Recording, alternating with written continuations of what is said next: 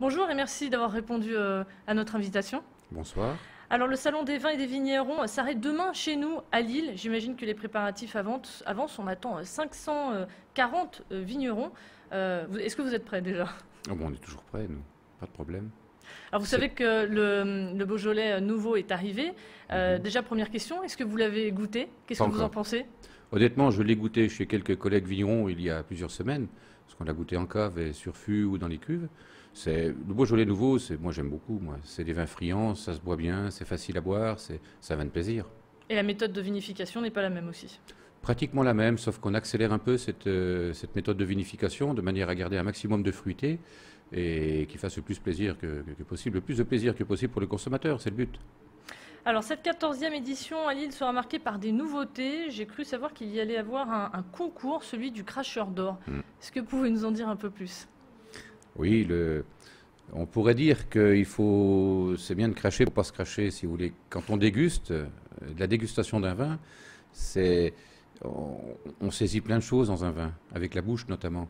Mais il n'est pas nécessaire de l'avaler. Il suffit de faire tourner un peu le vin dans sa bouche, de le recracher. On a exactement les mêmes sensations que si on l'avalait. Par contre, on ingurgite quand même beaucoup moins d'alcool, on peut en goûter surtout beaucoup plus. Et donc ce concours, il consiste en quoi?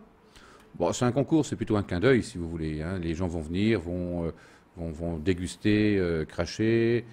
Il y a un petit diplôme qui sera donné, le cracheur d'or.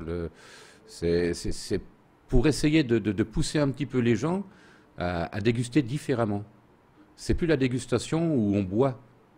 Je me souviens les premières années, quand on venait au Salon de Lille, parce qu'on a énormément une très grosse clientèle belge, et les Belges nous disaient, attends, c'est pour la dégustation, il fallait mettre plus de la moitié du verre, quoi. C'était vraiment une très très grosse dose, oui. Et au bout de quelques années, on a réussi à leur expliquer, à leur inculquer ça. Maintenant, c'est vraiment des fonds de verre parce qu'ils veulent profiter. Ils vont goûter 50, 60 vins dans la journée. Et, Donc avant, ils buvaient 7, 8 verres et puis bon, c'était parti, quoi. C'était pas très intéressant, ni pour nous, ni pour eux d'ailleurs. et dans le Nord, justement, nous, c'est plutôt la région de la bière. Il y a quand même de la place pour le vin? Bah oui, oui, oui, oui. Moi, je pense que les gens du Nord sont plus bourguignons, hein. En Bourgogne, on aime beaucoup, on a une culture culinaire, les gens du Nord aussi. Et le vin, c'est très complémentaire de la bière. Et quand on regarde bien, entre le vin et la bière, il y a très peu d'écart. C'est deux produits fermentés à base de produits naturels. Et les deux sont très complexes, hein. Alors pendant ce salon, j'imagine que toutes les régions seront présentes. Bordeaux en premier, peut-être, non? Parce que le vin, on assimile Il souvent y a- le vin au Bordeaux. Bordeaux est la plus grande région viticole française, de par sa superficie. Mais là, au niveau des Bordelais, honnêtement, très honnêtement, je n'ai pas de chiffres. Bon, on a beaucoup, beaucoup de Bordelais qui sont sur le salon. Vous avez toutes les appellations de Bordeaux à peu près. Il y a des gens de partout. On a des gens qui viennent vraiment du nord au sud. On a des Corses, on a des Alsaciens. Il y a vraiment des gens de partout, de partout, de partout, de partout. Je Alors pense que toutes les appellations sont représentées. à qui s'adresse justement ce rendez-vous? On a tendance à croire que ce salon est réservé aux fines bouches, aux experts. Non, pas forcément. Non. Pas forcément. Et d'ailleurs, depuis 5 ou 6 ans, on se rend compte qu'on a beaucoup, beaucoup de jeunes qui viennent nous voir. Beaucoup de jeunes, mais des jeunes qui ont 20, 22, 23, 24 ans. Et les jeunes s'intéressent au vin. Et ça, c'est très intéressant pour nous, parce que d'une part, c'est les clients de demain. Et quand on fait passer les jeunes pour une génération Coca-Cola qui boit n'importe quoi et qui mange n'importe quoi, on se rend compte qu'il y en a beaucoup qui recherchent un petit peu la finesse avec le vin. Je pense que c'est un peu la même chose C'est avec la important pour la nourriture. relève. Bon, c'est vrai qu'ils n'ont pas beaucoup de moyens aujourd'hui, mais il faut s'en occuper, il faut les éduquer, on a tout un travail pédagogique à faire là derrière. Alors justement, quelques conseils pour tous ceux et celles qui nous regardent, ceux qui veulent s'initier à l'œnologie. Alors comment faire pour déguster un vin? Comment reconnaître un bon vin d'un mauvais vin? La couleur, la robe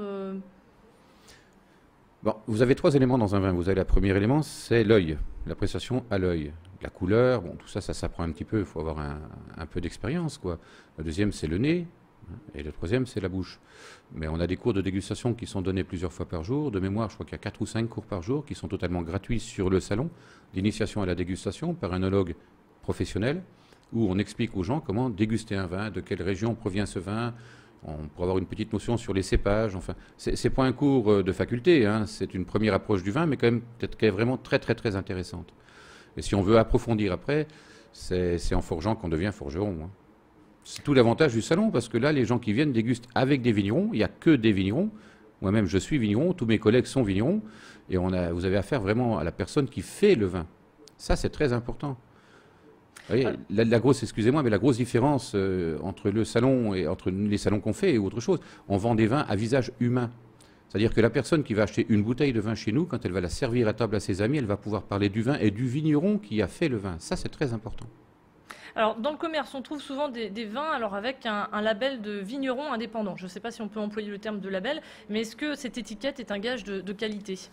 Le logo des vignerons indépendants, c'est un logo, est une appartenance à un métier. C'est-à-dire que lorsqu'une bouteille porte le logo des vignerons indépendants, vous êtes sûr que ce vin est issu d'une propriété qui est tenue par un vigneron indépendant, qui va cultiver ses vignes, qui va récolter son raisin, qui va transformer ce raisin en vin, et qui bien sûr va jusqu'au bout à la commercialisation du vin. C'est une appartenance métier surtout, pour se différencier il y a 3 grosses familles dans la vigne. Vous avez d'une part les vignerons indépendants, qui sont quand même très nombreux parce qu'on représente pratiquement la moitié du volume consommé. Et vous avez le négoce, donc il y a quand même une très grande importance aussi, et la coopération.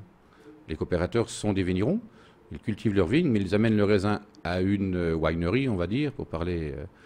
Et cette winery s'occupe de la transformation et de la commercialisation derrière, donc une rupture de la chaîne.